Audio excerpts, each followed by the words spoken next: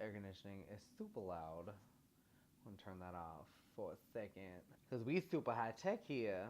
Don't worry, we'll get to you in a second. In a second. Turn off. Be quiet. Shh.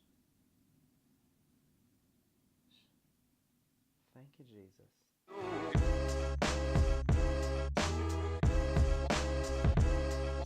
Hello and welcome to Vinny Views. I am Vinny and today I am doing a very special ranking of my favorite horror film, Halloween. Yes, Michael Myers, not Austin Powers, Mike Myers. Ow! Badass serial killer extraordinaire. The whole collection of Halloween films is my favorite horror film franchise. There are 10 Halloween films with an 11th coming out next year, which is gonna have the return of Jamie Lee Curtis. I'm going to be doing a ranking of what I feel are the worst ones and what are the best. Starting with number 10, which is 1989's Halloween 5, The Revenge of Michael Myers.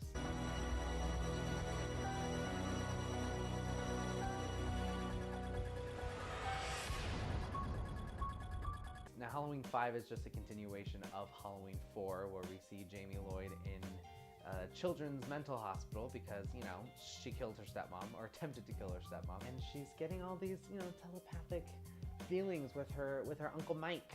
The thing that makes it the worst entry in the Halloween series is that stupid music that they play whenever the cops come out. It's the cheesiest film of all the movies, and it's just... Number 9 is 1988's Halloween 4, The Return of Michael Myers.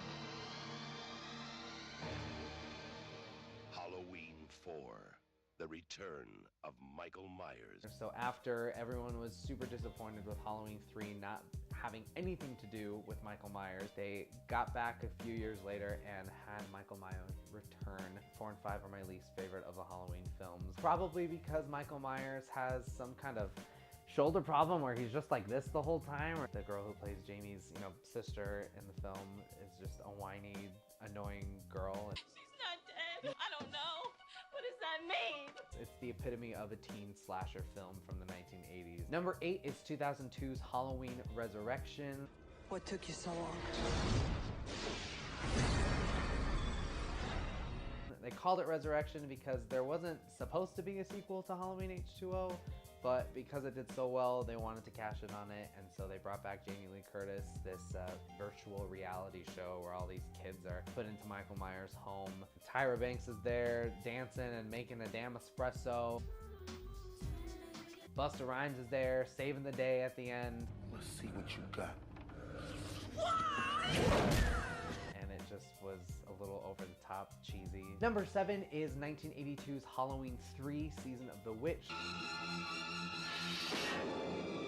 Halloween 3, Season of the Witch, the night no one comes home. So just like Ryan Murphy does with American Horror Story, how it's an anthology series, they wanted to do that with the Halloween film series. And so Season of the Witch, it's not a bad film, but the reason why it's so low on this list is because it has nothing to do with Michael Myers. It's like this George Orwell 1984-esque type of horror film. I dare you to not get that stupid song stuck in your head after you watch the movie.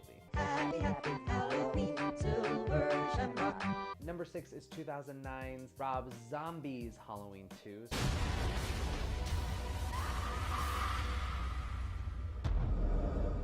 Picks up right where the first one left off. It doesn't necessarily follow the original Halloween 2 to a T. All the weird stuff with the mom and the horse, and it just got really weird. It was kind of a snooze fest. Number 5 is 1995's Halloween, The Curse of Michael Myers.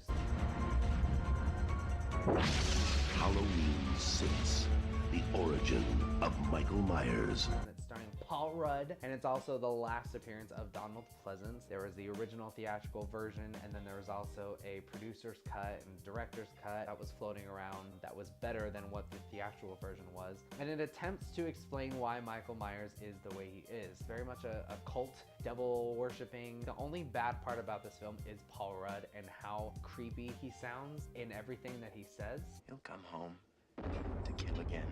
but this time I'll be ready. It's a pretty scary ass film. Bless that poor mother for getting killed just trying to clean up her house, and then she gets murdered by Michael Myers.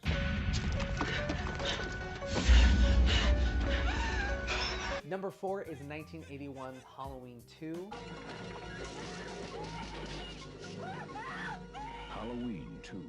It's actually picking up right where we left off with Halloween. It takes place in the hospital where Laurie Strode has been taken to, and Dr. Loomis is trying to find Michael Myers in the neighborhood. For some reason, Michael Myers figures out where the hospital is. Some pretty gruesome deaths going on. The shot into the eye, girl getting dipped into the hot water and her skin melting off. Poor woman whose blood is just drained out of her. Number 3 is 2007's Halloween, the Rob Zombie remake.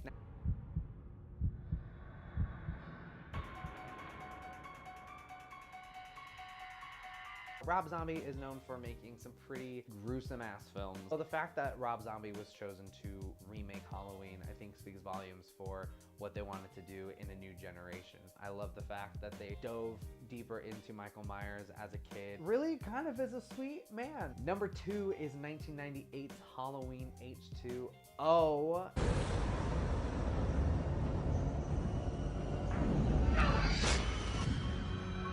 The return of Jamie Lee Curtis, but as a child, it was the first Halloween film that I actually got to see for myself. The epitome of the reincarnation of teen slasher films in the 90s. LL Cool J is a cool security guard who does poetry for his woman on the phone and doesn't pay attention to, you know, the gate being wide open and Michael Myers just entering in. Favorite part of this whole film is the fact that Janet Leigh, Jamie Lee Curtis's mom, actually is in the film. The funny little Easter egg that they have is that her last scene as she's getting into her car, it's the same car from Psycho, which is the film that made her famous. Oh, Miss Tate, happy Halloween. And the number 1 best Halloween film in the Halloween franchise is 1978's Halloween. Halloween. The night he came home.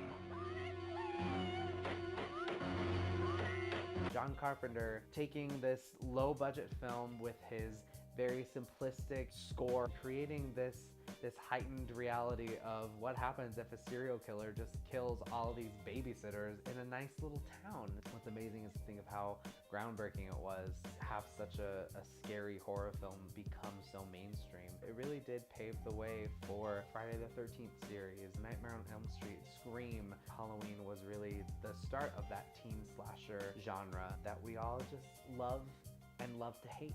That's all for this installment of Vinny Views. If you like what you saw, please be sure to subscribe down below, and I'll see you next time on Vinny Views. Bye! 1, 2, 3, hit. I don't know what I'm saying.